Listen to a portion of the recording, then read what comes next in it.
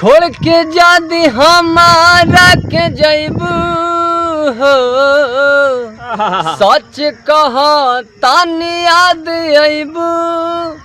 छोड़ के जादी हमारा के जैबू, सच कहा तानी याद अबू।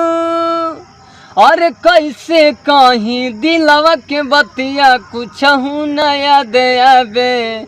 अरे कैसे कहीं दिलवा के बतिया कुछ न याद आवे। बहुत दर्द है। जात बाड़ू तू त ससुरार हो, सोचलू न होई का हमार हो। जात बाड़ू तू त ससुरार हो, सोचलू न होई का हमार हो।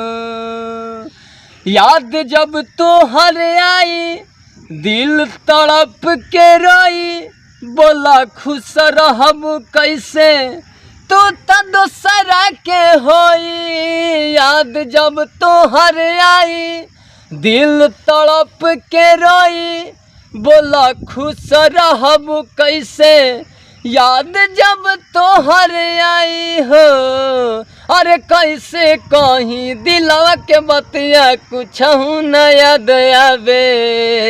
जात बड़ तू त ससुरार हो, सोचलू न होई का हमार हो। जात बड़ तू त ससुरार हो, सोचलू न होई का हमार हो। बहुत अच्छा, क्या बात है, बहुत दर्द था। तो आप लोग नंदेश लाल यादव चैनल को सब्सक्राइब करें, बहुत अच्छा प्रयास है इनका।